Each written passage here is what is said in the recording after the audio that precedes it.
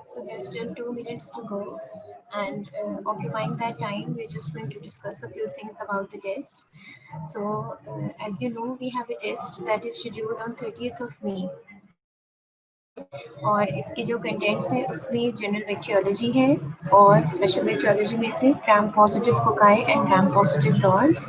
Gram positive rods के 2 chapters हैं, जिसमें से एक जो है वो आपको जिसमें स्पोर फॉर्मिंग और नॉन स्पोर फॉर्मिंग रॉड्स हैं, और सेकेंड जो है वो chapter number 22 actinomyces 1।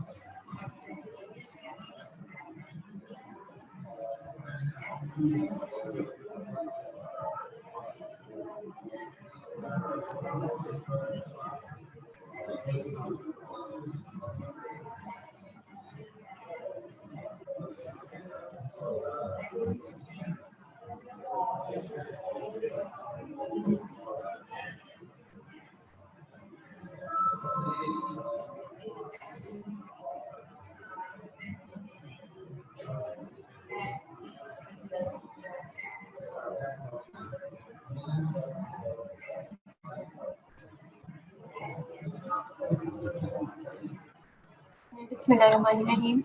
Let's start the lecture.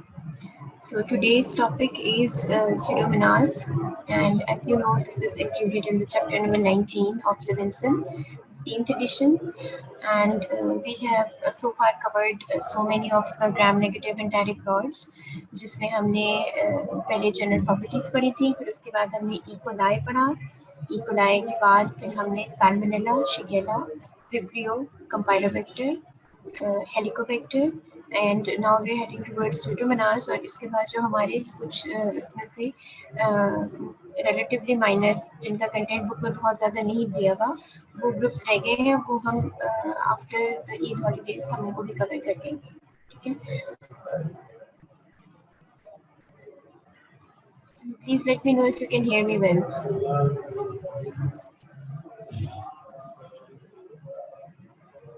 Ji, any of you?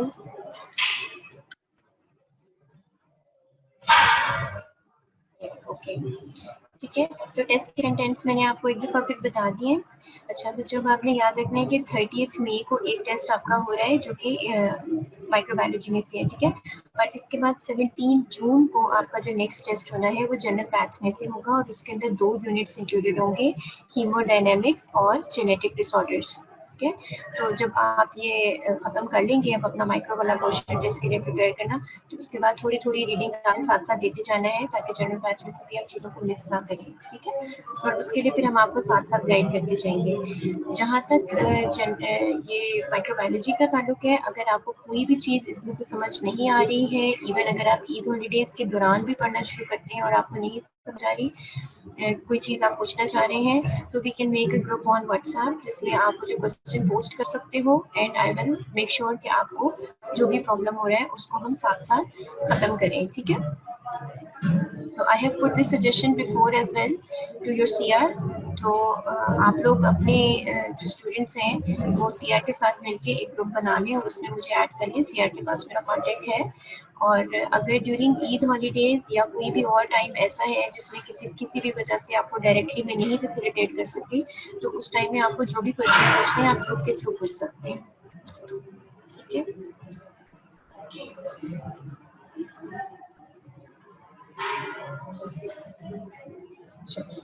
So let's start the topic.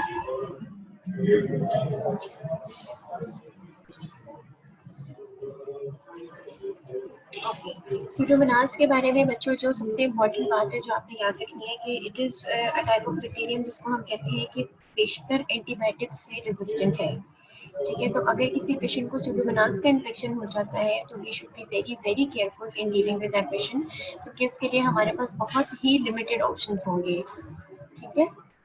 Okay, so these are basically gram negative rods and they are strict aerobes, यानी कि जो ये अपनी एनर्जी डिराइव करते हैं सिर्फ oxidation से, जो शुगर ऑक्सीडेशन है, ठीक है, फर्मेंटेशन से नहीं करते। और स्ट्रिक्ट एरोब्स का मतलब ये भी है कि ये they require high concentrations of oxygen to survive, और अगर नहीं होगी तो फिर they cannot survive. Then non-fermenters, ठीक है, हमने ये इनिशियली कैरेक्टरिस्टिक्स इनकी पढ़ी थी कि जिसमें फर्मेंटेशन भी एक कैरेक्टरिस्टिक थी जब हमने GI बैक्टीरिया का इंट्रोडक्शन पढ़ा था। तो ये these are basically non-fermenters. ये ग्लूकोज फर्मेंटेशन में कोई रोल प्ले नहीं करते हैं। फिर ऑक्सीडेज पॉजिटिव है, oxidation involves electron transport bye cytochrome C। तो इन बैक्टीरिया में ऑक्सीडेज एंजाइम प्रेजेंट होता है, ठीक है, और जो ऑक्सीडेशन प्रोसेस है उसमें इलेक्ट्रॉन ट्रांसपोर्ट साइटोक्रोम C के जरिए से ये अपनी एनर्जी डिराइव करते हैं। देन अपॉर्चुनिस्टिक पैथोजन है। अपॉर्चुनिस्टिक पैथोजन्स क्या होते हैं? ये बेसिकली वो पैथोजन्स होते हैं जो कि जहाँ कहीं बॉडी में कोई लेट्स से कि सरफेस एरिया में कोई ब्रीच आ गया या कहीं से प्रोटेक्टिव बैक्टीरिया जो नॉर्मल फ्लोरा है उनकी कॉन्सेंट्रेशन कम हो गई, तो ये उन एरियाज में फौरन से इन्फेक्शन कॉज करते हैं। Okay, so a little about the important properties of Pseudomonas. इसमें क्या क्या चीजें हैं? They are able to grow in water containing only traces of nutrients. ठीक है, यानी कि आपको अब थोड़ा सा आइडिया हो रहा होगा कि ये एक्वायर कहाँ से होते हैं। ठीक है, they will be acquired through the environment, और environment में भी water sources, और वाटर में भी देखिए इनको ग्रोथ के लिए बहुत ज्यादा न्यूट्रिएंट्स की जरूरत नहीं है, कि बहुत कम न्यूट्रिएंट्स होंगे तभी स्यूडोमोनास ग्रो कर जाएगा। फॉर एग्जांपल टैप वाटर, तो टैप वाटर के जरिए से स्यूडोमोनास किन किन चीज़ों में ट्रांसमिट हो सकता है, जैसे आपको फॉर एग्जांपल अगर किसी पेशेंट को कोई वुंड है और वो उसको टैप वाटर से क्लीन कर रहा है तो देयर आर चांसेस कि वहाँ पे स्यूडोमोनास इन्फेक्शन को एक्वायर कर दे। इसी तरह जो लोग कॉन्टैक्ट लेंसेज यूज करते हैं, समटाइम्स वो अपने कॉन्टैक्ट लेंसेज को क्लीन करने के लिए या लेंसेज के कंटेनर को क्लीन करने के लिए टैप वाटर यूज करते हैं। So this is very unsafe because उसके अंदर स्यूडोमोनास प्रेजेंट है, तो वो आपकी आईज में जाके वहाँ इन्फेक्शन कॉज कर सकता है, और इसके इन्फेक्शन जो है वो बहुत ज्यादा सिवियर होते हैं। So definitely we can not take a chance. ठीक है, वाइडली डिस्ट्रीब्यूटेड इन नेचर है, they can even grow on the lab water baths. Lab के अंदर जो वाटर बाथ्स होते हैं जो डिफरेंट टेस्ट में इस्तेमाल होते हैं उनके ऊपर भी ग्रो कर सकता है, हॉट टब्स में ग्रो कर सकता है, IV tubing and other water containing vessels. ठीक है, तो जो भी वाटर सोर्सेज एक हॉस्पिटल के अंदर या एक लैब के अंदर हो सकते हैं उन सब में चांस है कि बनाना ग्रो कर जाए। अच्छा, अब इसमें एक और बात बहुत इंपॉर्टेंट है कि ये क्यों हम कहते हैं कि इनके इन्फेक्शन बहुत ज़्यादा खतरनाक हैं और इनको डील करना बहुत मुश्किल है, इसलिए क्योंकि ये डिसइंफेक्टेंट्स को बहुत हद तक सर्वाइव कर जाते हैं। ठीक है, जैसे ये हमने कार्टून बनाया हुआ है यहाँ पे, this is a germ killing solution, definitely this is a disinfectant. ठीक है, तो बॉटल के अंदर से भी बैक्टीरिया या वायरसेस सरवाइव कर रहे हैं, यानी आपने अगर ये यूज कर भी लिए हैं इनके ऊपर तो भी ये रेजिस्टेंट होंगे and they can not be easily killed by common disinfectants. ठीक है, और दूसरा ये वाटर सोर्स की एक पिक्चर बनाती है कि टैप वाटर के अंदर बहुत कॉमन है। So they have been found growing in hexachlorophene containing soap solutions, in antiseptics and in detergents. यानी hexachlorophene containing soap solutions कौन से हैं जिसमें वो भी हमारे क्लोरहेक्सिडीन और भी आ जाते हैं जिनको हम सर्जिकल स्क्रबिंग के लिए समटाइम्स यूज करते हैं, तो इसीलिए हम उसमें भी हमें बहुत ज्यादा केयरफुल होना पड़ता है। ठीक है, और एंटीसेप्टिक्स में भी समटाइम्स हो सकते हैं, डिटर्जेंट्स में भी सर्वाइव कर सकते हैं। ठीक है, okay. So Pseudomonas aeruginosa is also known as Burkholderia aeruginosa, and Pseudomonas capacia, it is renamed as Burkholderia capacia. Pseudomonas multifila, it is renamed Xanthomonas multifila, and it is now called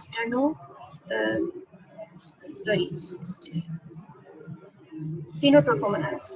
ठीक है, Pseudomonas जो है इनके बहुत सारे नाम हैं कि जैसे आपको आइडिया हो रहा होगा कि ये ओल्ड नोमेनक्लेचर था, इसमें हम स्यूडोमोनास एरिजिनोसा को स्यूडोमोनास एरिजिनोसा कहते थे। उसके बाद जो लेटेस्ट आया उसमें इसका नाम चेंज हो गया है, बर्फोडेरिया हो गया है, लेकिन स्टिल ये दोनों नाम ही अभी भी कॉमनली यूज किए जाते हैं। तो आइदर वे स्यूडोमोनास एरिजिनोसा लिखा जाए या बर्फोडेरिया एरिजिनोसा लिखा जाए तो we referring to the same bacteria. ठीक है, अकरेंस क्या है? वाइडली डिस्ट्रीब्यूटेड इन नेचर, जैसे हमने अभी डिस्कस किया था। It is present in soil, it is present in water, plants, animals. Approximately 10% of people carry it in the normal flora of the colon, and it is found on the skin in moist areas, and it can colonize the upper respiratory tract of the hospitalized patients. ठीक है, अच्छा, अब ये देखिए soil में भी present है, water में भी प्रेजेंट है, प्लांट्स भी आ सकते हैं। चलो प्लांट्स और एनिमल्स की एंट्री तो आप बंद कर सकते हैं कि आपके किसी भी लेट्स से हॉस्पिटल में या ऐसे एरिया में ना हो, सॉइल को भी आप रिस्ट्रिक्ट कर सकते हैं। But what about the water, water can not be restricted. जो लोग हॉस्पिटल में किसी भी किस्म की रेस्पिरेटरी इक्विपमेंट पे होते हैं, फॉर एग्जांपल वेंटिलेटर पे होते हैं, ठीक है, उनकी क्लीनिंग के लिए भी वाटर यूज किया जाता है। तो अगर उसका सोर्स प्यूरिफाइड नहीं होगा, वाटर वाटर प्यूरिफाइड फॉर्म में नहीं यूज किया जाएगा, तो ये होगा कि डेफिनेटली इन सब चीज़ों के थ्रू भी पेशेंट को मजीद इन्फेक्शन से हम एक्सपोज कर देंगे। तो फिर इसका क्लीनिंग का क्या तरीका होना चाहिए? देयर आर सर्टेन डिसइंफेक्टेंट्स जिनको स्पेसिफिकली यूज किया जाता है रेस्पिरेटरी इक्विपमेंट को क्लीन करने के लिए और उसके साथ और चीज़ों को क्लीन करने के लिए। तो सिर्फ उन्हीं को क्यों यूज किया जाता है, ये अब आपको थोड़ा सा आइडिया हो रहा होगा। जैसे आपने स्टरलाइजेशन और डिसइंफेक्शन के चैप्टर में पढ़ा होगा कि ग्लूटाराल्डिहाइड को समटाइम्स हम यूज करते हैं डायलिसिस की और रेस्पिरेटरी इक्विपमेंट वगैरह को क्लीन करने के लिए, ठीक है। तो उसका रीजन ये है कि वो मोस्ट ऑफ द बैक्टीरियम या मोस्ट फॉर्म्स ऑफ लाइफ को वो एलिमिनेट कर देता है। अच्छा, अब ये है कि ये डिजीजेस कौन सी कॉज करता है और कैसे कॉज करता है। तो अपॉर्चुनिस्टिक पैथोजन हमने पहले भी डिस्कस किया था। It causes infections mostly in the hospitalised patients, ठीक है।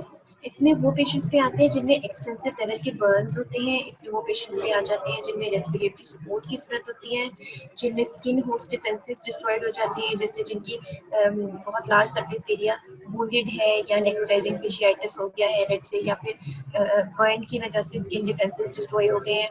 Patients with chronic respiratory diseases, for example cystic fibrosis, ये मैं भी आपको साथ साथ बताती जाऊंगी कि ये क्या होती है, ठीक है। सबसे पहले हम देखते हैं कि अपॉर्चुनिस्टिक इन्फेक्शन क्या होती है। बेसिकली ये वो इन्फेक्शन है जिसको ऐसे पैथोजेंस कॉज करते हैं which take advantage of opportunity which is not normally available, ठीक है। तो ये अपॉर्चुनिस्टिक से आपने याद रखना है। इसकी डेफिनेशन में ये बताना जरूरी नहीं है कि ये वो बैक्टीरिया जिनको अपॉर्चुनिटी मिलती है तो अटैक कर देते हैं, लेकिन this is just for your understanding. ये वो बैक्टीरिया हैं जो हर पेशेंट को या हर होस्ट को इन्फेक्ट नहीं करेंगे, लेकिन उनको इन्फेक्ट करेंगे जिनका इम्यून सिस्टम वीक हुआ हुआ है, जिनकी जो नॉर्मल फ्लोरा है वो ऑल्टर हुए हुए हैं। For example disrupted gut microbiota किस कंडीशन में होते थे हमने पढ़ा था, जहाँ पे क्लॉस्ट्रिडियम डिफिसाइल पढ़ा था, वहाँ पे हमने ये पढ़ा था कि in case of the use of broad spectrum antibiotics in high concentrations for a long period of time, it destroys the gut microflora। या फिर किसी को अगर बहुत ज्यादा सिवियर फॉर्म डायरिया की हो जाए या टाइफाइड हो जाए, उसमें भी चांस होता है कि गट फ्लोरा जो है वो डिस्टर्ब हो जाए, ठीक है। तो ऐसे केसेस में Pseudomonas will try to cause infection. अच्छा, अब ये जो जो ऑल्टर माइक्रोबायोटा है, they not only the gut microbiota, ये एक एग्जांपल है, इसके अलावा स्किन के भी हो सकते हैं, ठीक है। तो स्किन के माइक्रोबायोटा कैसे बहुत ज्यादा ऑल्टर हो सकते हैं, उसमें एक तो कॉमन कंडीशन वो है जो हम आजकल फॉलो कर रहे हैं, रिपीटेडली वॉशिंग हैंड्स, ठीक है। तो उसमें जहां आप जर्म्स को खत्म कर रहे हैं वहां आप अपने नॉर्मल फ्लोरा को भी ऑल्टर कर देते हैं। और इसके अलावा जो स्किन की लेट्स से स्किन के अंदर जो नॉर्मल है, नॉर्मल सरफेस है, उसके अंदर कोई ब्रीच आ जाता है, कोई वूंड हो जाता है, कोई बर्न हो जाता है, तो इन एरियाज में ये इन्फेक्शन कॉज कर देती है। ओके, अब हमने नेक्स्ट पढ़ा कि patients with chronic respiratory diseases, for example cystic fibrosis के पेशेंट में। तो cystic fibrosis is a type of chronic disease of the respiratory system, जो कि एक जेनेटिक म्यूटेशन की वजह से होती है। और इसमें क्या होता है कि जो आपके जो नॉर्मल एयर पैसेजेस हैं, इसके अंदर बहुत थिक किस्म की म्यूसिन लेयर प्रोड्यूस होनी शुरू हो जाती है, जिसकी वजह से डेफिनेटली जो सेलेरी मोटिलिटी है वो इफेक्ट हो जाती है और डिफरेंट इन्फेक्शन कॉज हो सकते हैं, ठीक है। So in patients whom the normal clearance mechanisms are impaired, ठीक है। इसमें भी कोई IgA टाइप की कोई डिजीज हो सकती है जिसमें वो इम्पेयर हो जाए, ठीक है। देन इम्यूनोसप्रेस्ड, इसमें कौन कौन से लोग आ जाते हैं, कैंसर पेशेंट्स आ जाते हैं, जो पेशेंट्स कीमोथेरेपी पे होते हैं वो आ जाते हैं। इसके अलावा वो पेशेंट्स आ जाते हैं जिनकी लेट्स से ट्रांसप्लांट हुआ हो, या फिर कोई भी एक्सेसिवली क्रॉनिक डिजीज जो बॉडी के इम्यून सिस्टम को वीक कर रही है।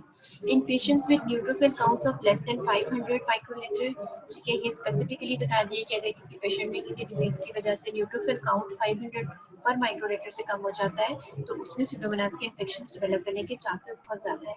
अच्छा, अब एक और कंडीशन आ गई पेशेंट्स विद इनवेलिड कैथेटर्स। ठीक है, तो इसमें कौन कौन से पेशेंट्स आ सकते हैं? कैथेटर्स तो बहुत सारी तरह के हो सकते हैं बच्चों के, यूरिनरी कैथेटर्स हो सकते हैं जिसको हम फोलीज कैथेटर कहते हैं, उसमें बायोफिल्म बन जाती है, उसमें यूरिनरी ट्रैक्ट इन्फेक्शन हो सकते हैं।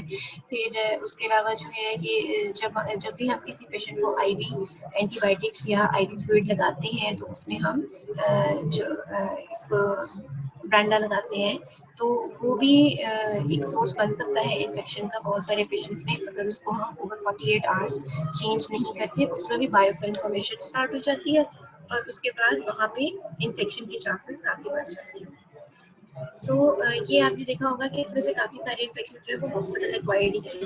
ठीक है, Pseudomonas एरिजिनोसा causes infections for example sepsis, pneumonia, UTI. अब ये देखिए कि किन लोगों में ज्यादा इन्फेक्शन कॉज करते हैं। जिन लोगों में होस्ट डिफेंसेस लोअर है या इम्यूनिटी कम हुई है इनमें सेप्सिस, निमोनिया और यूरिनरी ट्रैक्ट इन्फेक्शंस कर सकते हैं। जिन पेशेंट्स में सिस्टिक फाइब्रोसिस है जिसमें मैंने आपको बताया कि एक्सेसिव म्यूसिन लेयर प्रोड्यूस हो जाती है जो कि एयरवेज को ब्लॉक कर देती है, तो इनके अंदर ये रेस्पिरेटरी ट्रैक्ट इन्फेक्शंस क्रॉनिकली यानी कि over long period of time cause करती जाती है। फिर जो बर्न के पेशेंट्स हैं उनमें वुंड इन्फेक्शन या सेल्यूलाइटिस डेवलप हो जाता है। जो डायबिटिक पेशेंट्स हैं उनमें malignant otitis externa. Okay, now what is malignant otitis externa? सबसे पहले तो ये कि ओटाइटिस एक्सटर्ना मींस कि दिस इज इन्फेक्शन ऑफ द एक्सटर्नल ईयर या आउटर ईयर। ठीक है, मेलिग्नेंट ओटाइटिस एक्सटर्ना का क्या मतलब है? एक तो ये इन्फेक्शन बहुत ज्यादा सीवियर होता है। ठीक है, दूसरा ये कि ये बोन मॉइस्चराइज्ड एनवायरनमेंट भी समटाइम्स कर सकता है। तो इसकी सिवियरिटी की वजह से और इस कंडीशन की वजह से जो कॉम्प्लिकेशंस की तरफ इसको लीड करती है इसको मेलिग्नेंट ओटाइटिस एक्सटर्ना कहा जाता है। इन सब की मैं आपको अभी पिक्चर्स भी दिखाऊंगी ताकि आपको थोड़ा सा क्लियर हो जाए कि कौन सी डिजीज कैसी अफेयर करती है। Next is most it is the most common cause of ventilator associated pneumonia. ठीक है, वैप भी कहते हैं इसको, वेंटिलेटर एसोसिएटेड निमोनिया। क्यों कहते हैं कि क्यों वेंटिलेटर एसोसिएटेड निमोनिया का बहुत कॉमन कॉज है? इसलिए क्योंकि जो वेंटिलेटर और रेस्पिरेटरी इक्विपमेंट्स हैं उनकी क्लीनिंग के लिए वाटर इस्तेमाल होता है और वो वाटर जो है उसके अंदर अगर जब वो प्यूरिफाइड सोर्स से नहीं लिया गया तो वो वेंटिलेटर के थ्रू पेशेंट को बॉडी में एंटर होकर इन्फेक्शन कॉज कर सकता है। अच्छा, बाकी सारी कंडीशन में भी हम थोड़ा थोड़ा देख लेते हैं कि ये किस तरह से कॉज कर रहा होगा most probably. Malignant otitis externa जो है ये कान में पानी चले जाने की सूरत में भी हो सकता है। ठीक है, इसी तरह जो है अगर होस्ट डिफेंस ऑलरेडी लोअर्ड है डायबिटिक के पेशेंट और उसमें टेंडेंसी ज्यादा है इन्फेक्शन डेवलप करने की तो इवन जो सिंपल ईयर इन्फेक्शन है they can convert into complicated ones. इसी तरह वूंड इन्फेक्शन जो है वूंड लेने के लिए आपने देखा होगा कि हमेशा जो है वो स्टेरलाइज वाटर यूज किया जाता है, उसके लिए टैप वाटर कभी भी रिकमेंड नहीं किया जाता है। ठीक है, बर्न पेशेंट्स में भी या जिनमें वैसे भी कोई वुंड्स होते हैं। ओके, सो इन्फेक्शंस इन पेशेंट्स अंडरगोइंग कैंसर कीमोथेरेपी। क्यों? क्योंकि इन लोगों की इम्यूनिटी ऑलरेडी बहुत कम होती है। Okay, so are you following me और is this a difficult topic to understand? अभी तक कोई मुश्किल स्लाइड तो नहीं आई है, I think so.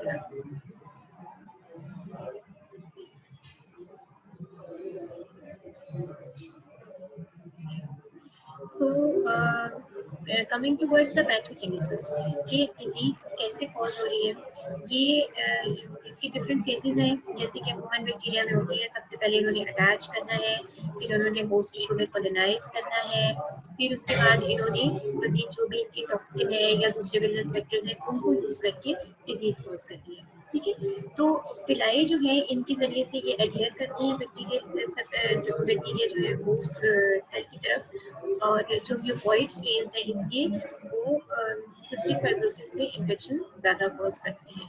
Mucoid capsule जो है ना इसका इन्होंने बताया हुआ है नेक्स्ट आपके ग्रुप में कि दो तरह के इसके सब यूनिट्स होते हैं, एक मैन्यूरोनिक एसिड है और एक ग्लूकुरोनिक एसिड है। जो ग्लूकुरोनिक एसिड है ना वो उन लोगों में होता है जिनमें पैथोडेप्टिक म्यूटेशन में भी होती है, सॉरी उन बैक्टीरिया में होता है जिनमें एडेप्टिव म्यूटेशन में भी होती है। ठीक है, सो ये जिन बैक्टीरिया में ये म्यूटेशन में भी होती है उनमें ग्लूकुरोनिक एसिड या एल्जिनेट का कंपोनेंट जो है वो म्यूकोइड कैप्सूल के अंदर ज्यादा होता है और इसकी मदद से ये फिगोसिडोसिस को एस्केप कर जाते हैं।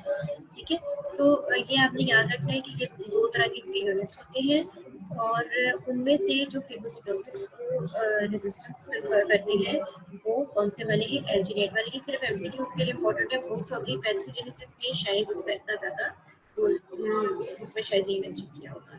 Post tissue damage facilitates the adherence and polarisation. ठीक है, नेक्स्ट है हमारे पास अब इसका मैकेनिज्म। तो ये बैक्टीरिया भी जैसे कि बहुत सारे और बैक्टीरिया हैं उनकी तरह ये भी अपनी टॉक्सिन्स भी प्रोड्यूस करते हैं और एंजाइम्स भी प्रोड्यूस करते हैं। ठीक है, सो इनकी वजह से क्या होता है, लोकली ये इन्वेट कर जाते हैं, पहले लोकल इन्फेक्शन कॉज करते हैं और उसके बाद ये इनके अंदर बहुत ज़्यादा टेंडेंसी है सुडोमोनास में कि it will be transferred from the original or local site of infection to the general through the blood through different or distant body agents. पायोसाइनिन क्या है? इसकी एक पिगमेंट है। It damages the cilia and mucosal cells of respiratory tract. ठीक है, तो इसमें जो है दैट मीन्स के पायोसाइनिन का कोई रोल है जो रेस्पिरेटरी इन्फेक्शंस कॉज करते हैं। आप ये भी सोच सकते हैं कि जैसे हमने सिस्टिक फाइब्रोसिस का डिस्कस किया था कि सिस्टिक फाइब्रोसिस में म्यूसिन लेयर या एक थिक म्यूकोइड लेयर प्रोड्यूस हो जाती है जो कि ऑलरेडी रेस्पिरेटरी पाथवेज को ब्लॉक करके रखती है और अगर उसको क्लियर करने के लिए जो सीलिया है वो भी किसी बैक्टीरिया के इन्फेक्शन की वजह से डैमेज हो जाएंगे तो डबल चांस होगा कि ये पेशेंट्स इन्फेक्शन डेवलप करें। ठीक है, सो जो इनकी एक्सोटॉक्सिन ए है वो क्या करती है? टिश्यू नेक्रोसिस करती है और इसका मैकेनिज्म जो है जो हमारी कोराइनी बैक्टीरिया की जो थी कोराइनी बैक्टीरिया में जो हमने पढ़ा था कि जो डिफ्थीरिया टॉक्सिन है वो भी EF2 पे इलॉन्गेशन फैक्टर 2 पे एक्ट करती थी और प्रोटीन सिंथेसिस को इनहिबिट करती थी। तो इसकी जो एक्सोटॉक्सिन ए है इसका भी मैकेनिज्म मिलता जुलता है। वहाँ पे भी आपने देखा था कि टिश्यू नेक्रोसिस बहुत ज़्यादा हो रही थी। ठीक है, और यहाँ पे भी टिश्यू नेक्रोसिस बहुत ज़्यादा हो रही है। सो इसमें क्या होता है, एक दफ़ा फिर इसका मैकेनिज्म रिवाइज कर लेते हैं। यूकेरियोटिक प्रोटीन सिंथेसिस को ब्लॉक कर दिया जाता है। कैसे? एडीपी राइबोसिलेशन हो जाती है। इलॉन्गेशन फैक्टर 2 जो कि प्रोटीन चेन इलॉन्गेशन के लिए रिस्पॉन्सिबल है उस पे एडीपी राइबोसिलेशन होके उसको इनएक्टिवेट कर देता है। ठीक है, स्यूडोमोनास आल्सो प्रोड्यूसेस एंजाइम्स। इसमें कौन कौन से एंजाइम्स हैं? इलास्टेज है, प्रोटीएज है, इसके अलावा और भी है। ये इलास्टेज और प्रोटीएज को हमने स्पेसिफिकली इसलिए मेंशन किया है क्योंकि ये सेलुलर डैमेज में ज़्यादा इंपॉर्टेंट रोल प्ले करते हैं और इसी सेलुलर डैमेज की वजह से बैक्टीरिया सेल के अंदर एंटर होके वहाँ पे भी इन्फेक्शन कॉज करते हैं और उसके बाद वहाँ से ब्लड स्ट्रीम में भी एंटर हो जाते हैं। देन एंडोटॉक्सिन का आपको पता है कि ये सेप्सिस भी कॉज करता है और सेप्टिक शॉक भी कॉज करता है। अच्छा, तो जो दो टर्म्स जो हैं वो इसमें कॉमनली यूज होंगी और भी जगहों पे होंगी। एक होती है सेप्टिसीमिया और एक होती है बैक्टीरियमिया। तो बैक्टीरियमिया का मतलब क्या होता है? There are simply bacteria which are present in the blood.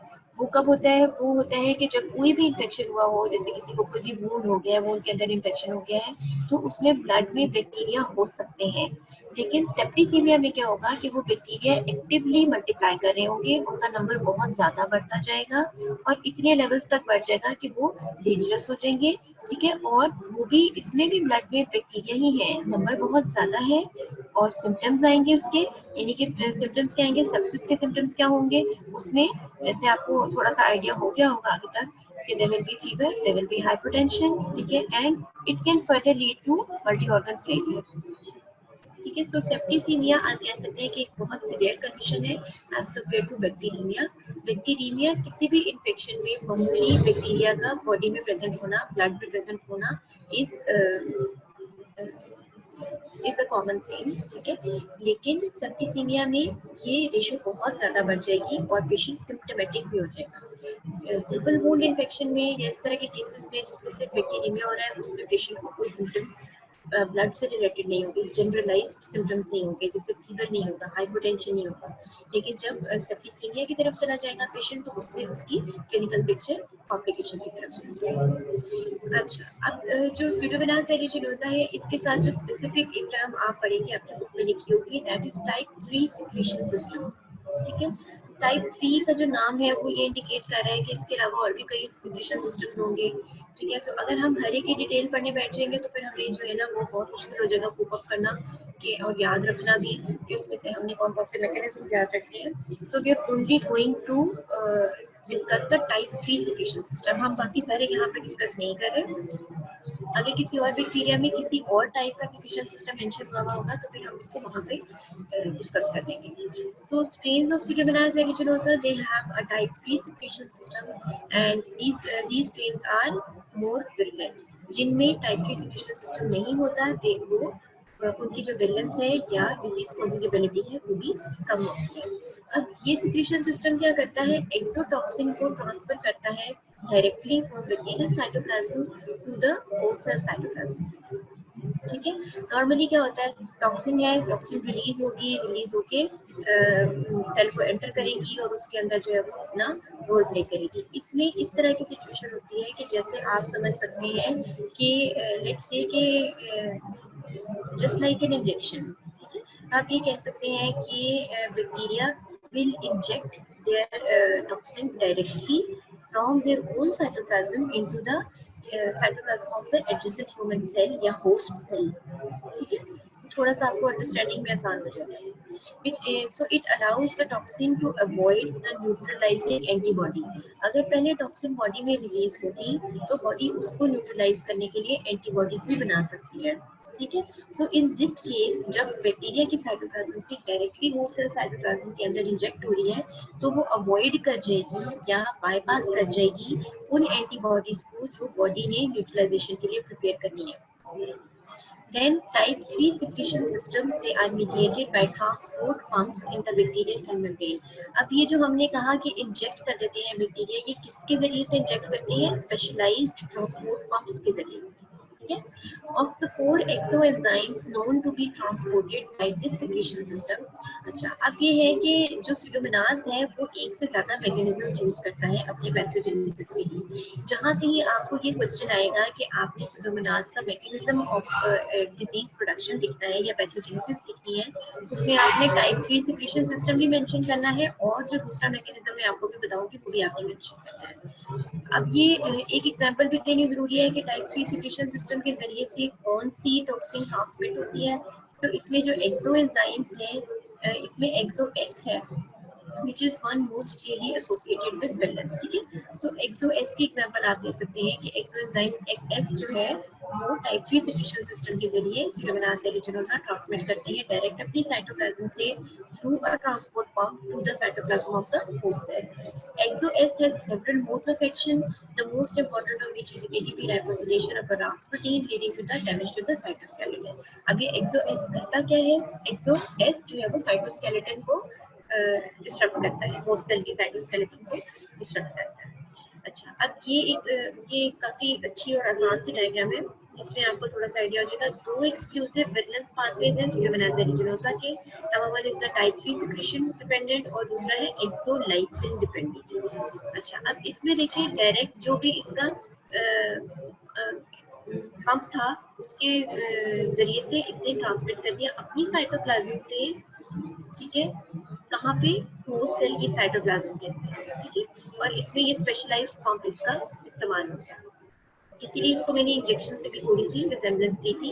आपने इंजेक्शन का वर्ड यूज नहीं करना जब आप पैथोजेनेसिस लिखें, आपने यही लिखना है कि through specialised pumps it is transported directly from the bacterial cytoplasm to the host cell cytoplasm and in this way it avoids the neutralising antibodies that it will encounter otherwise. ठीक है, अब ये जो टॉक्सिन इंजेक्शन है ये क्या करेगा, ये इन्फ्लेमेशन कॉज करेगा.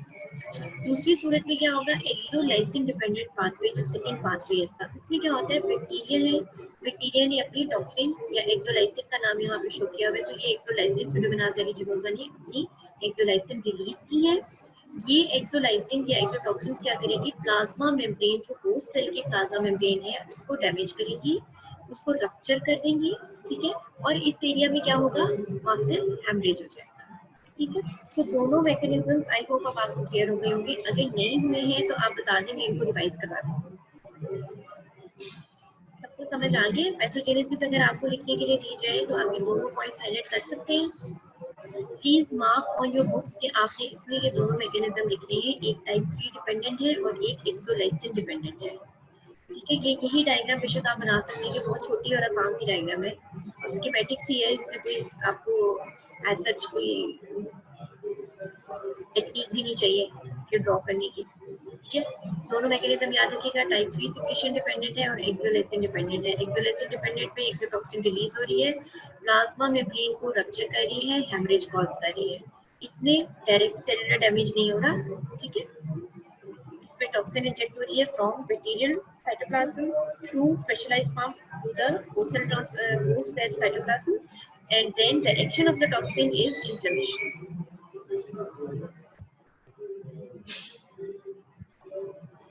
Next is the clinical findings. So in case of infections caused by the Pseudomonas, किस तरह से patients present कर सकते हैं? Pseudomonas can cause the urinary tract infections, the respiratory tract infections. इसके साथ ये mention किया गया, बार-बार mention किया जा रहा है कि cystic fibrosis patients में अच्छा समटाइम्स ऐसे होते हैं कि जो क्लिनिकल सिनेरियो हम आपको एमसीक्यू या एससीक्यू में देखते हैं उसमें कोई और क्लियर विजिबल हिंट नहीं होता, लेकिन स्पेशली मेंशन किया जाता है कि ये वो बैक्टीरिया है जो सिस्टिक फाइब्रोसिस के पेशेंट्स में इन्फेक्शन कॉज करते हैं। तो बच्चों इसको फौरन पिक कर लीजिएगा, सिस्टिक फाइब्रोसिस की एग्जांपल सिडोमोनास के अलावा और कहीं भी बुक में नहीं दी गई है, ठीक है। इस टर्म को जैसे कीवर्ड्स होते हैं ना, ये कीवर्ड्स मैं आपको साथ साथ बता देती हूँ कि ये कीवर्ड्स हैं, इनको आपने याद रखना है। जहाँ कहीं सिस्टिक फाइब्रोसिस का नाम आएगा और सेकेंडरी इन्फेक्शन की बात होगी, सिडोमोनास आंखें बंद करके लिख देना। Wound infection specially in Burns, जहाँ कहीं बर्न्स के इन्फेक्शन की बात आएगी फौरन सोच लेना है कि ये सिडोमोनास होगा, ठीक है। इसके साथ इसमें और भी चीजें आएंगी जहाँ पे क्लिनिकल फीचर्स आएंगे। जब बर्न्स के इन्फेक्शन की बात होती है there will always be green pus, ठीक है। तो ग्रीन पस की जहाँ भी बात आएगी, ग्रीन कलर याद रखिएगा, green pus is always always associated with pseudomonas. लेकिन ओनली ग्रीन पस, हर ग्रीन डिस्चार्ज बॉडी में से जो आ रहा है, किसी भी किस्म का ग्रीन डिस्चार्ज, जैसे लेट्स से किसी के स्प्यूटम में ग्रीन कलर आ रहा है या किसी की जो है वो कोई गायनेकोलॉजिकल पेशेंट है और उसकी कोई वेजाइनल डिस्चार्ज है उसमें ग्रीन कलर आ रहा है, that is not responsible, pseudomonas is not responsible in these cases. लेकिन जहाँ पे भी पस रिलेटेड चीजें हैं और पस ग्रीन कलर की आ रही है तो उसमें सिडोमोनास का नीली उसी का चांस है। Then hospital acquired pneumonia specially ventilator associated, from these sites organism can enter the blood causing sepsis. Bacteria can spread to the skin where they can cause black necrotic layers which are called ecthyma gangliosum. ये भी एक term है, इसको याद रखिएगा, MCQs में पूछा जा सकता है। Ecthyma gangrenosum is caused by which of the following, ठीक है। तो इसमें सिडोमोनास एरिजिनोसा का नाम याद रखिएगा। Patient with pseudomonas aeruginosa sepsis they have a mortality rate of greater than 50%। Why? Because this bacteria are resistant to so many drugs, और शायद अब ये रेट 50% से ज्यादा ही हो गया होगा क्योंकि डे बाय डे ये रेजिस्टेंस, हमें कोई ना कोई नई रेजिस्टेंस पता चल जाती है। It is important cause of endocarditis in the ivy drug users. Okay, तो ये सिस्टिक फाइब्रोसिस की एक स्लाइड मैंने इसमें एंटर कर लिया। There is a patient who is coughing and you can see कि एक जो हेल्दी एयर वे होगा it should be clear like this, और इसमें से एयर को ही पास करना चाहिए, एयर के अलावा किसी और चीज को पास नहीं करना चाहिए, ठीक है। So there is a large volume जहाँ से आराम से इस एयरवे के अंदर आराम से एयर पास कर सकती है। But in case of cystic fibrosis, जहाँ पे आपको साथ वाली पिक डायग्राम में आप देख सकते हैं, ये है थिक म्यूसिन लेयर जो कि सिस्टिक फाइब्रोसिस के पेशेंट्स में म्यूटेशन की वजह से, जेनेटिक म्यूटेशन की वजह से प्रोड्यूस होनी शुरू हो जाती है और एयरवेज को ब्लॉक कर देती है, ठीक है। तो अब आप देखिए कि ये एयरवेज ऑलरेडी बहुत ज्यादा नैरो हो गए हैं, यहाँ पे बहुत सारी एयर एंटर हो सकती है नॉर्मल इंडिविजुअल में, और इन पेशेंट्स में ऑलरेडी एयर की एंट्री ही बहुत लिमिटेड है, ठीक है। तो इनमें अगर इन्फेक्शन होगा तो डेफिनेटली उसका सिवियरिटी लेवल भी बहुत ज्यादा हो जाएगा, ठीक है, as compare to healthy person, ठीक है। और इनमें इन्फेक्शन जो है वो स्यूडोमोनास के इन्फेक्शन बहुत ज्यादा होता है। So, Pseudomonas aeruginosa can both cause the localized and systemic illness, and they can involve any organ of the body. Individuals most likely at risk are those with impaired immune defenses. अब हम थोड़े से pictures के साथ देखते हैं कि कौन कौन सी इन्फेक्शंस ये बैक्टीरिया कॉज कर रहे हैं। सो लोकलाइज्ड इन्फेक्शन की पहले बात करते हैं। लोकलाइज्ड का क्या मतलब है? जो कि अपने उस लोकल एरिया में जहाँ पे बैक्टीरियल एंट्री हुई है वहीं तक ही महदूद है और सिस्टमिक इन्फेक्शन में या डिस्टेंट साइट्स तक नहीं जा रही है या ब्लड में उस तरह से सेप्सिस की तरफ उनकी पिक्चर नहीं जा रही है। So they contained or they localized in the area जहाँ पे इन्फेक्शन स्टार्ट हुआ है। आईज में फॉर एग्जांपल आप देख सकते हैं, तो this is not the colour of iris, ठीक है। ये इस पेशेंट का आई कलर नहीं है, ये ग्रीन कलर इसमें इन्फेक्शन की वजह से है। So eyes में keratitis. Keratitis is an inflammation of the cornea. ये कॉर्निया की इन्फ्लेमेशन है, इसमें आप एक ग्रीन कलर देख सकती हैं, ठीक है। ये आपको कुछ कुछ पस वाला भी सिलसिला यहाँ पे नजर आना है, और ये जो मार्क्ड रेड रिएक्शन है, ये कंजक्टिवल रिएक्शन इसको कहते हैं, ये इंडिकेट कर रहा है कि this patient must be in very very painful condition, और this is very extensive inflammation. और समटाइम्स इसकी वजह से ये भी हो सकता है, ये इतनी एक्सटेंसिव होती है कि ये पूरे आई बॉल को डिस्टर्ब कर सकती है। So if a patient is infected by Pseudomonas aeruginosa in the eye, so he is at a high risk to develop blindness as well. ठीक है। और इसका जो सिंपल मैंने आपको बताया था कि सिंपल मोड ऑफ ट्रांसमिशन इसमें क्या है कि आपके जो भी कॉन्टैक्ट लेंसेज हैं उनको अगर आप एहतियाती से टैप वाटर से वॉश कर लेते हैं, तो ऐसा ना करें। उनको वॉश करने के लिए भी उनका स्टेरलाइज्ड जेल सॉल्यूशन ही यूज किया जाता है, या फिर उसके लिए जो प्रॉपर स्टेरलाइजेशन के लिए टैबलेट्स आती हैं। अच्छा, एंडोफ्थल्माइटिस जो है, एंडोफ्थल्माइटिस में क्या होता है, inflammation of the interior of the eye, ठीक है। जो इनर चैम्बर्स है आई के वो इन्फेक्ट हो गए हैं। ये आप देख सकते हैं कि आईबॉल के अंदर बस कलेक्शन हुई भी है, ये बाहर भी नजर आ रही है, और ये तो आईबॉल जो है इतना ज्यादा डिस्ट्रॉय हो चुका है कि ये पेशेंट तो रिकवर करेगा ही नहीं, इसकी तो साइड चली गई होगी, ठीक है। Corneal infections caused by Pseudomonas aeruginosa are seen in contact lens users. Then localised infections में ईयर में आप देख लें, स्विमर्स ईयर है। स्विमर्स ईयर क्या होता है, ऑब्वियसली ये उन लोगों में होता है जिनको वाटर एक्सपोजर ज्यादा हो रहा है, ठीक है। और इसमें क्या हो रहा है, there is infection of the ear canal, ठीक है। तो malignant otitis externa, इन्फेक्शन ऑफ द external auditory canal and the temporal bone, ठीक है। ये आप देख सकते हैं, यहाँ पे भी आपको ग्रीन कलर नजर आ रहा है। यहाँ आप देख सकते हैं कि ये पूरा पिन्ना इसका स्वेल अप हो चुका है, इतनी ज्यादा इन्फ्लेमेशन है। ये यहाँ पे ब्लैक कलर का आपको नेक्रोटिक टिश्यू नजर आ रहा है, ये पूरा टिश्यू डिस्ट्रॉय हो चुका है, पस निकल रही है कान में से। सो ये वाले ये this picture shows the malignant otitis externa, और यहाँ पे आपको जो स्विमर्स ये नजर आ रहा है, यहाँ पे भी पस की फॉर्मेशन नजर आ रही है। But obviously this condition is so much more painful, and otitis externa जो होता है वो वैसे भी बहुत पेनफुल कंडीशन है, ठीक है।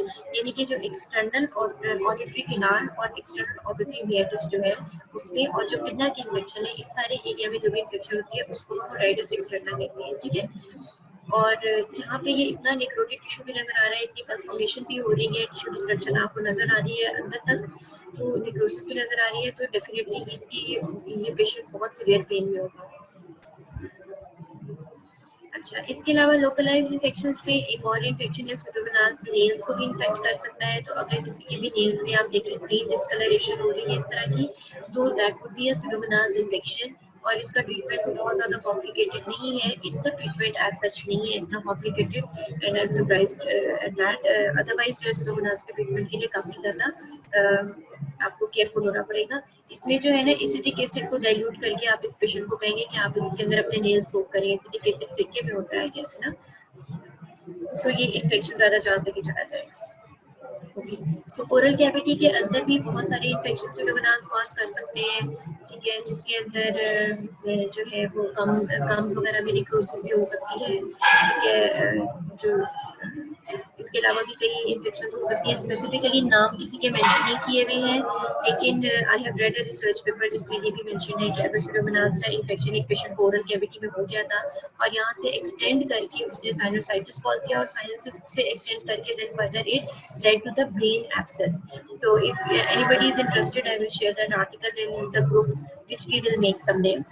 So coming towards the next infections, wound infections, localized infections में next है, surgical wound में भी infection हो सकती है, extensively burned patients में भी हो सकती है। sometimes ऐसे होता है कि कोई किसी patient में बहुत बड़ा open wound होता है, जैसे necrotizing fasciitis or something like that, और उसके बाद उसके ऊपर superimpose infection भी हो सकती है, ठीक है। सो इस पेशेंट में आप देखिए कि ये बर्न की वजह से जो लार्ज सरफेस एरिया है स्किन का वो ऑलरेडी पेयर हुआ हुआ था, ठीक है। और ये जो ग्रीन कलर की बस है यहाँ पे, ये इंडिकेट कर रही है कि इसने Pseudomonas का इन्फेक्शन कैच कर लिया है।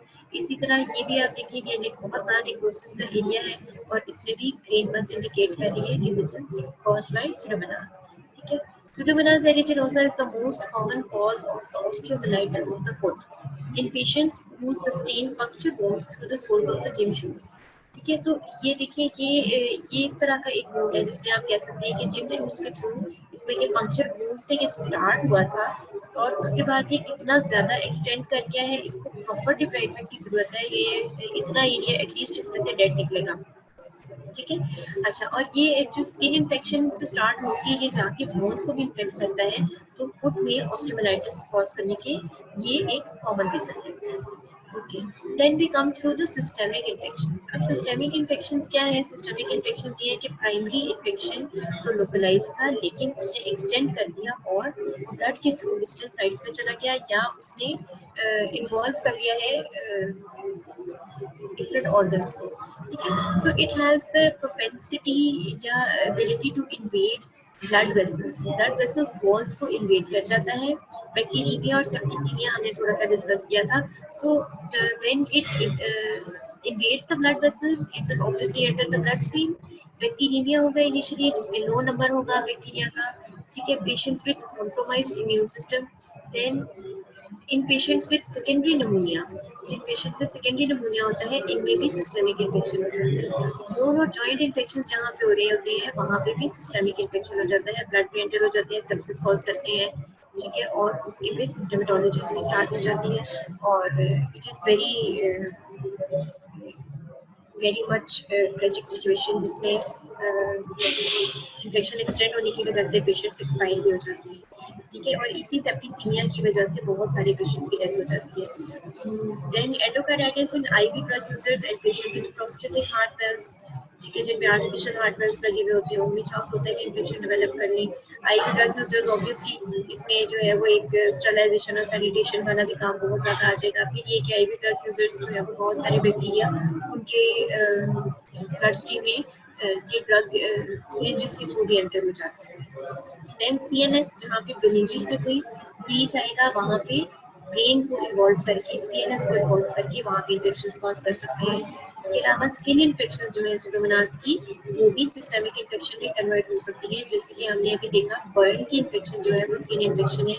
समटाइम्स वुंड इन्फेक्शन होती है जो कि स्किन इन्फेक्शन होती है, लेकिन वो एक्सटेंड करके आगे जो है वो सर्कुलेशन में एंटर हो जाती है। Pseudomonas aeruginosa is feared because it is highly antibiotic resistant due to expression of a number of efflux pumps containing efflux pumps complicating the choice of therapy। ठीक है। तो इफ्लक्स पंप्स का हमने क्या मैकेनिज्म पढ़ा था कि ये ड्रग को इफ्लक्स आउट कर देते हैं from the bacterial cell. Okay. Lab diagnosis इसकी बहुत इंपॉर्टेंट है। ठीक है। इसलिए आप याद रखिएगा कि ग्राम स्टेनिंग जो हम करेंगे, अच्छा सबसे पहले सैंपल की बात करते हैं। सैंपल इसमें डिफरेंट होगा, जिस किस्म का इन्फेक्शन होगा उसके हिसाब से हम सैंपल लेंगे। अगर वुंड इन्फेक्शन है तो आप वुंड के स्वाब ले सकते हैं, आप स्क्रैपिंग ले सकते हैं। ठीक है। अगर कोई पस का सैंपल है, पस किसी पेशेंट की वुंड में बहुत प्रोड्यूस हो रही है, तो आप उस पस का सैंपल ले सकते हैं। फिर इसके अलावा और क्या चीज़ें हो सकती है, अगर सेप्टिसीमिया है और सुडोमोनास एक्सपेक्ट कर रहे हैं कि इन्फेक्शन कॉज कर सकता है यहाँ पे, तो आप पेशेंट का ब्लड ले सकते हैं। ठीक है। सो डिपेंडिंग ऑन कि कहाँ पे सिम्टम है, कहाँ पे इन्फेक्शन है, उसके हिसाब से हम अपना सैंपल डिसाइड कर लेते हैं।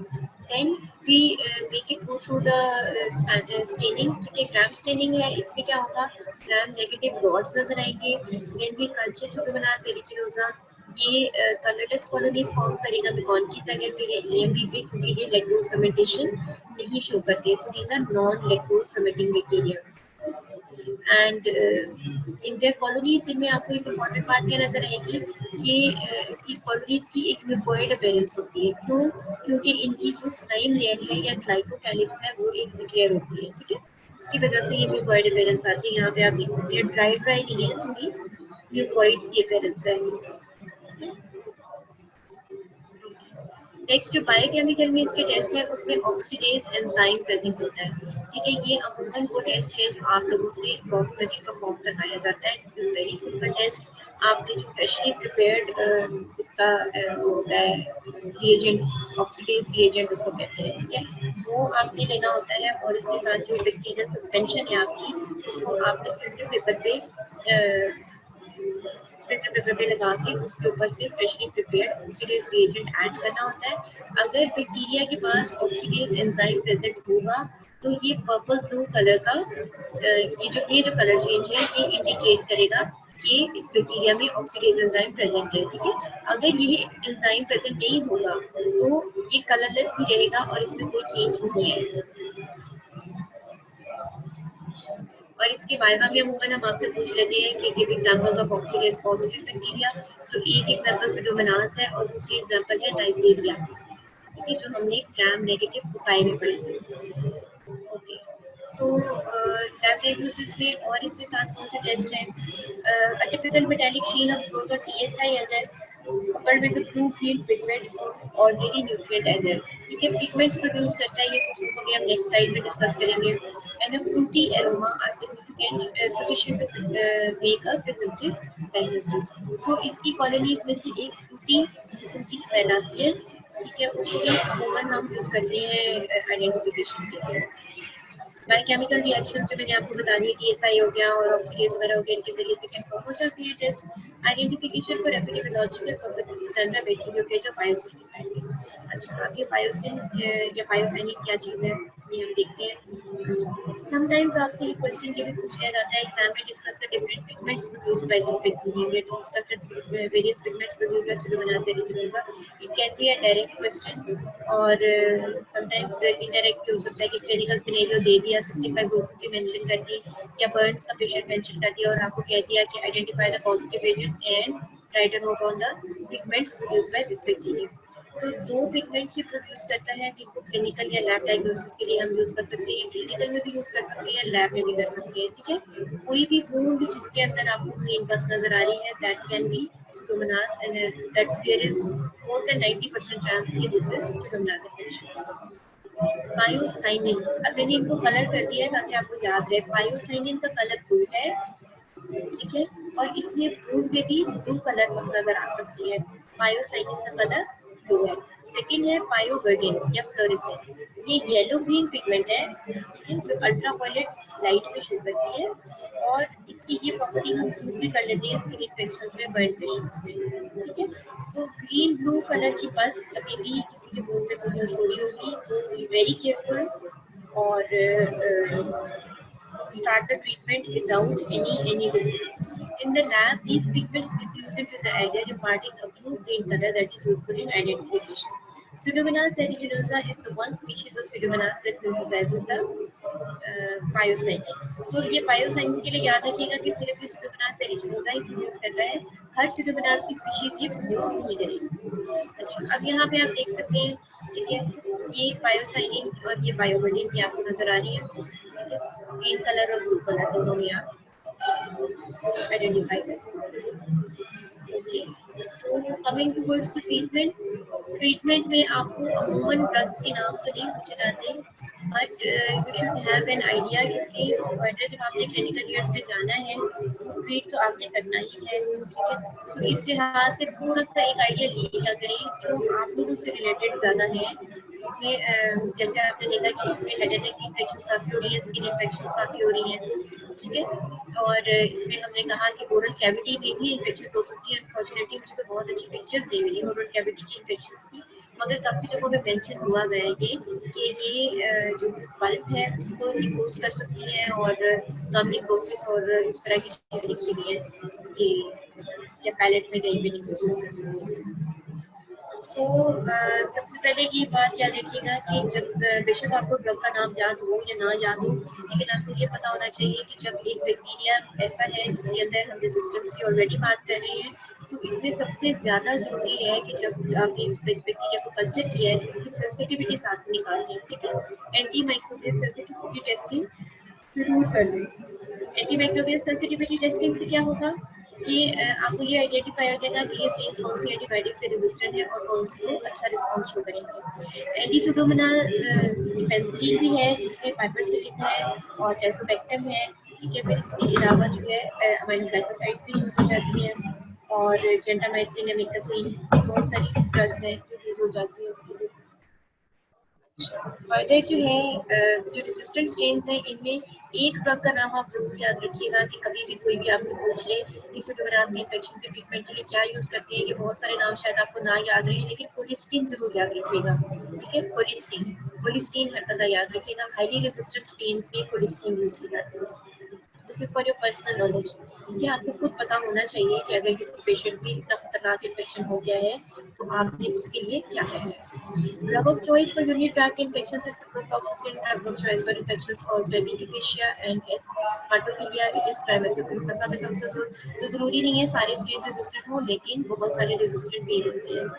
ठीक है, अब ये मेरे पास एक स्कीम है, obviously most of you would not be interested in it since हम आपसे ड्रग ट्रीटमेंट तो पूछते नहीं हैं, लेकिन ये कि this is something made easy how to remember the drugs against humonas. So इसमें जो है ना इन्होंने स्पेसिफिकली उनके नाम लिखे हुए हैं। पेनिसिलिन है तो इसमें कार्बेनिसिलिन होगी, पिकारसिलिन होगी, ठीक है। फिर इसी तरह सेफ्लोस्पोरिन है तो इसके अंदर सिर्फ थर्ड और फोर्थ जनरेशन है, फर्स्ट और सेकंड का तो आपको सोचना भी नहीं है, इतना तो याद रह ही सकता है ना कि सेफ्लोस्पोरिन हमें थर्ड और फोर्थ वाली यूज करनी है, फर्स्ट और सेकंड वाली का कोई फायदा नहीं है। ठीक है, इसी तरह जो है ना अमाइनोग्लाइकोसाइड इसमें यूज होती है और क्विनोलोन्स भी यूज हो सकती है और पॉलीपेप्टाइड्स कुछ और ड्रग्स भी यूज हो सकती है। ठीक है, जेंटासिन, अमीकासिन ये सारी हाई लेवल की ड्रग्स हैं, ये अमूमन हर चीज के ट्रीटमेंट के लिए इनको इस्तेमाल नहीं किया जाता। Then we come towards the prevention. So जो पेशेंट्स ऐसे हैं जिनमें न्यूट्रोफिल काउंट कम होता है उनमें डेफिनेटली आपने उनका पहले न्यूट्रोफिल काउंट ट्रीट करना है। इन्फेक्शन खुद ब खुद ट्रीट हो जाएगा अगर पेशेंट का न्यूट्रोफिल काउंट इम्प्रूव कर जाएगा। ठीक है, so remove the indwelling catheters properly. Properly का क्या मतलब है कि जब तक की जरूरत है तब तक ही सिर्फ पेशेंट को किसी भी किस्म का कैथेटर है उसको कम से कम टाइम के लिए बॉडी के अंदर रखें और उसकी लिमिट अमूमन होती है 48 आवर्स। ठीक है, तो अगर किसी पेशेंट को लेट से कीमोथेरेपी हो रही है और उसको जो है वो मुसलसल कैथेटराइज ही रहना है तो फिर इस पेशेंट में आपकी स्ट्रेटेजी थोड़ी सी डिफरेंट होगी। एक तो ये कि आप 48 आवर्स के बाद उसका कैथेटर जो भी उसका आईवी कैथेटर है उसको चेंज कर देंगे और उसके बाद उसके लिए जो भी प्रिवेंटिव मेजर्स हैं आपने उसकी स्किन को डिसइंफेक्ट भी करना है और कोशिश करें कि साइड चेंज कर दें, सेम साइड पर बार-बार कैटेगराइज ना करें। टॉकिंग तो यूरिन भी क्या उसमें ये है कि 48 आवर्स के बाद अगर किसी पेशेंट को ज़्यादा टाइम के लिए लगाना है तो उसमें पोस्ट सर्जिकल कंडीशंस में भी कुछ टाइम के लिए रखा जाता है कैथेटराइज। तो इन पेशेंट्स में फिर आपने ये करना है कि आपने 48 आवर्स के बाद कैथेटर 2 से 3 दिन के बाद कैथेटर को चेंज करते हैं। Taking special care of the burn skin. Burn के पेशेंट में बहुत ज़्यादा एहतियात की जरूरत होती है बच्चों। जैसे कि आपको थोड़ा सा आई थिंक आइडिया होगा कि बर्न का पेशेंट वो होता है जिसको हमने ड्रेसिंग नहीं करनी होती। ठीक है, खासतौर पे in case of extensive burn क्योंकि स्किन बहुत ज़्यादा डिहाइड्रेट ऑलरेडी हो चुकी होती है, आप उसको क्लोज भी कर देंगे उसकी हीलिंग प्रॉपर नहीं होगी, उसमें इन्फेक्शन के चांसेस ज़्यादा होते हैं। ठीक है, तो जो बर्न पेशेंट्स होते हैं ना उनको आइडियली उनकी स्किन को ओपन रखा जाता है, लेकिन उसके लिए बहुत स्टरलाइज्ड किस्म का एनवायरनमेंट होना चाहिए जो हमारे यहाँ इतना यहाँ पे प्रेजेंट नहीं होता। फॉर एग्जाम्पल जैसे एक बर्न यूनिट है अभी हॉस्पिटल में, तो बट आई हैव ऑब्जर्व इसके मैंने जो एक पेशेंट देखा था लास्ट में मुझे याद आ रहा है वो the patient was in an open ward. ठीक है, उन्होंने उसकी एक स्क्रीन लगाई हुई थी और थोड़े से गैप पे उन्होंने उसको किया हुआ था कवर, लेकिन ऑब्वियसली वो इनफ नहीं था, इसीलिए इन पेशेंट्स में इन्फेक्शन बहुत ज़्यादा हो जाते हैं क्योंकि एनवायरनमेंट भी अगर एक मीडियम है जैसे सुडोमोनास है, you can say Pseudomonas is present everywhere. ठीक है, क्योंकि सॉइल में भी है, वाटर में भी है, एयर के थ्रू भी आ सकता है, एनिमल्स के थ्रू भी आ सकता है, इक्विपमेंट के थ्रू भी आ सकता है, हर चीज़ में से आ सकता है। तो इस तरह के पेशेंट्स के लिए जो है ना वो एक प्रॉपर स्टरलाइज किस्म का एनवायरनमेंट होना चाहिए ताकि वो ना करें। अच्छा, and taking other similar measures to limit the infection in patients with reduced host defense. ठीक है, so with this we come to an end of today's lecture और we are still left with 9 minutes and any of you having any problem in today's lecture or in any previous lecture can ask। मैं अभी उसको reply कर दूंगी, जो भी problem है उसको डिस्कस कर सकते हैं। और सेकेंडली अगर आपने टेस्ट के बारे में कुछ पूछना है तो अभी आपके पास टाइम है, आप जो भी चीज़ आप लोग पूछना चाहते हो आप पूछ लो। ठीक है, अच्छा ईद हॉलीडेज की बात है तो I think you are going to have Eid holidays for 22nd to 27 and we will resume the lectures on 28th। तो 28th को आपका लेक्चर होगा और अनफॉर्चुनेटली अब मेरा आपके साथ टेस्ट से पहले और कोई लेक्चर नहीं आ रहा, तो इन केस अगर आपको किसी भी किस्म का कोई प्रॉब्लम है तो आप लोग अभी आज ही डिस्कस कर लो उसको Otherwise, if we would have to go to the other option जो मैंने अभी आपको कहा है कि if you people want, we can make a group on WhatsApp जिसमें आप अपनी queries या questions जो आपके subject related है वो आप post कर सकते हैं। अगर आप लोग WhatsApp के group के लिए willing नहीं है, क्योंकि बहुत सारे students ऐसे होते हैं जो अपना contact number share नहीं करना चाहते, तो we can have a group on Facebook as well, जिसमें आप अपनी क्लास के नाम से उसकी आइडेंटिटी रखेंगे। जैसे हमने एक ग्रुप M17 का बनाया हुआ है, इसी तरह आप अपना D18 के नाम से ही ग्रुप बनाएंगे और उसके अंदर जो है ना सारे स्टूडेंट्स क्लास के एड अप हो जाए। इस तरह से किसी को, बेशक आपने अपनी जो ओरिजिनल आइडेंटिटी है उससे नहीं भी एंटर होना, लेकिन प्लीज मेक श्योर कि दूसरे लोग जो भी इस ग्रुप में एडेड हैं उनके लिए आप कोई भी ऐसा कमेंट लीव ना करें जो किसी के लिए एम्बैरेसिंग हो, और कोई भी ऐसी चीज ना करें जो सब्जेक्ट से हटके हो। ठीक है, we are just making this group for discussion on pathology and this will be made for just 1 year. ठीक है, जब आपका हमारे साथ सेशन खत्म हो जाएगा तब हम इस ग्रुप को खत्म कर देंगे, because we won't be needing it anymore. तो please work on this as early as possible, ताकि जो भी आप लोगों की क्वेरीज है, अच्छा समटाइम्स ऐसे होता है कि मेरे पास कोई ऐसा मटेरियल हो जो मैं आप लोगों के साथ शेयर करना चाहूँ, जैसे कि कोई वीडियो हो सकती है जिसमें कोई कंसेप्ट अच्छा सा बताया हुआ हो, तो हम उसको कर सकते हैं, शेयर कर सकते हैं ग्रुप में। ठीक है, और टेस्ट का सिलेबस तुम्हारा बता दें। जी मैं आपको बता देती हूँ। चलिए, उमैद ने कहा है कि WhatsApp group is better option, so if all of you agree to it, तो फिर आप जो है ना वो व्हाट्सएप ग्रुप बना के उसमें मुझे ऐड कर लीजिएगा। ठीक है, और अगर आप लोग फेसबुक के ग्रुप के लिए करते हैं तो आप बेशक वो बना लें और उसमें मुझे ऐड कर लीजिए।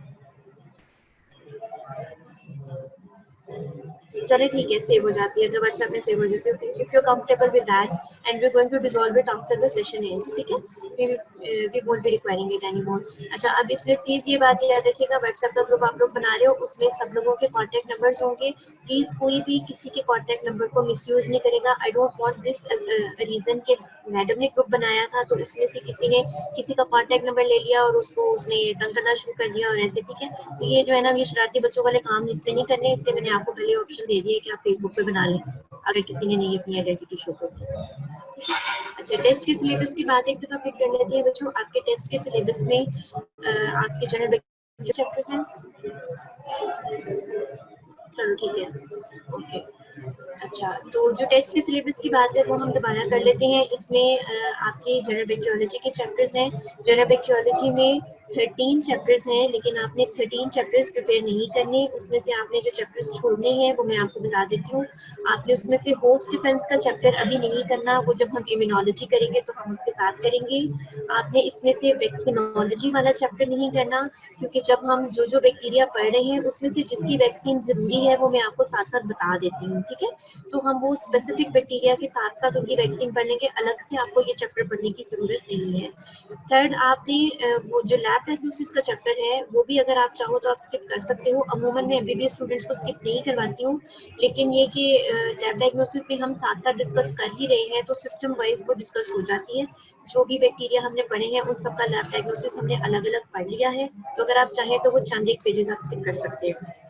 अच्छा, जनरल बैक्टीरियोलॉजी की जहाँ तक बात है बच्चों, इसके टेस्ट प्रिपेयर करने के लिए बहुत अच्छा और आसान तरीका ये है कि आप हर चैप्टर के एंड पे जो पर्ल्स दिए हुए हैं उनको आप बहुत अच्छी तरह याद कर लें। उसमें चैप्टर की समरी दी हुई है। ठीक है, लेकिन this summary will not be enough for the MCQs. ठीक है, तो अगर कोई बच्चा ये समझे कि मैंने खाली पर्ल्स पढ़ लिए हैं तो मेरा एमसीक्यूज हो जाएंगे, एससीक्यूज हो जाएंगे और एमसीक्यूज भी हो जाएंगे, तो दोनों चीजें नहीं होंगी। और बाकी ये है कि इसमें जो टेबल हिस्टोलॉजी में मोस्ट ऑफ द टाइम तो बहुत इंपॉर्टेंट है, खासतौर पे स्टरलाइजेशन डिसइंफेक्शन के चैप्टर में आप देखिएगा एक टेबल दिया हुआ है, वो जरूर करना है सबने। इसके अलावा एंटीबायोटिक्स के जहाँ पे मैकेनिज्म्स दिए हुए उनके उनका एक टेबल है, जहाँ पे एंटीबायोटिक्स की रेजिस्टेंस बताई हुई है उनका टेबल है। स्पोर्स है, स्पोर्स का टेबल है। ये सारी चीजें आपने बहुत अच्छी प्रिपेयर करनी है। टेक्स्ट सब बच्चों ने पढ़ना है। एमसीक्यूज मैंने टेक्स्ट के अंदर से, तो अगर आपने टेक्स्ट नहीं पढ़ा हुआ होगा, आप खाली समरी पढ़ने की कोशिश करोगे तो एमसीक्यूज आपसे नहीं किए जाएंगे। अच्छा, coming towards the special bacteriology, जिसमें से हमारे पास ग्राम पॉजिटिव कोकाई और रॉड्स हैं। जो मेरी अपनी फीलिंग है वो ये है कि आप लोगों ने शायद ग्राम पॉजिटिव कोकाई बहुत अच्छे प्रिपेयर नहीं किए हुए। रॉड्स में आपका रिजल्ट और रिस्पॉन्स थोड़ा बेहतर है, क्योंकि उसमें से मैं आपसे जो क्वेश्चन पूछती हूँ वो आप लोग बड़ी अच्छी तरह रिप्लाई करते रहे हो, ज्यादा बच्चे कर देते थे। लेकिन जो कोकाई है उस पर आपको ज्यादा फोकस करने की जरूरत है। स्टेप्टोकोकस भी बहुत इंपॉर्टेंट है और स्ट्रेप्टोकोकस भी बहुत ज्यादा इंपॉर्टेंट है। ठीक है, तो उस चैप्टर को सबने पहले करना है।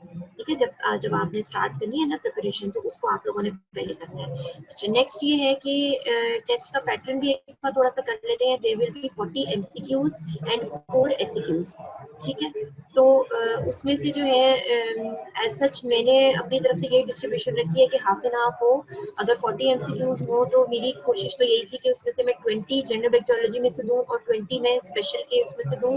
लेकिन obviously I am not sure कि उसमें से कौन से क्वेश्चन टेस्ट में इंक्लूड किए जाएंगे और कौन से नहीं किए जाएंगे, क्योंकि वो मैडम गुलफी ने खुद से आपके टेस्ट की वो करनी है, तो वो कौन से क्वेश्चन सिलेक्ट करती है, कौन से नहीं करती है, I don't have any idea. So you have to prepare both of the units equally good, ठीक है। ऐसा भी हो सकता है कि हाफ एन हाफ प्रोपोर्शन, और ऐसा भी हो सकता है कि किसी एक में से ज्यादा हो जाए। और जो रॉड्स वाले चैप्टर है उसमें से देखिएगा एक छोटा सा बैक्टीरियम लिखा हुआ है गार्डनेला वेजिनैलिस, ठीक है। उसको एक रीडिंग सबने दे देनी है। उसमें से आपको एमसीक्यू नहीं आएगा, but there is a chance कि एमसीक्यूज में से उसमें से कोई एक आध पॉइंट पूछ लिया जाए, ठीक है। तो अच्छा, और क्या चीज थी, एक्टिनोमाइसिस। एक्टिनोमाइसिस का चैप्टर बच्चों आप लोगों ने नहीं छोड़ना, ठीक है। जो प्रीवियस क्लासेस एमबीबीएस की मैंने पढ़ाई है वो अमूमन ये करते हैं कि जब भी उनका ग्राम पॉजिटिव बैक्टीरिया का टेस्ट होता है वो समझते हैं 2 ही चैप्टर्स थे, एक कोकाई वाला था और एक रॉड्स वाला था, तो थर्ड चैप्टर को बच्चे छोड़ देते हैं। लेकिन हमारे पास गुंजाइश नहीं है उसको छोड़ने की, because we are BDS students, ठीक है। तो हमारे लिए actinomyces is far more important than many of the other bacteria, ठीक है, since it is related to the oral cavity infection. तो उसको तो किसी सूरत भी आपने नहीं छोड़ना। इसके अलावा किसी ने कुछ पूछना है?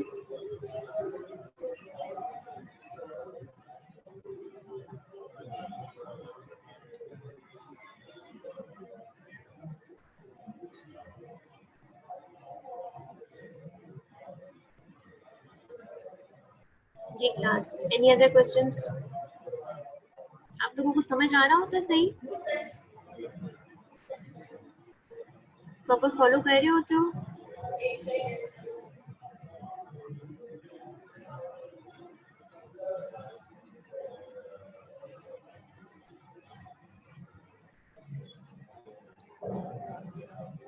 Anybody who wants to ask a question about today's topic or about the test? चलिए, no questions. With that, we come to an end of the lecture.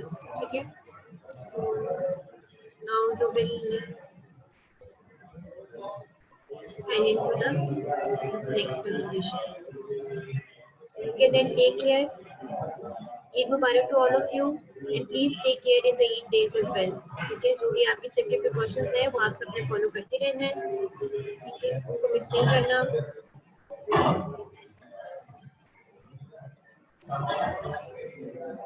Take care everyone. Allah Hafiz.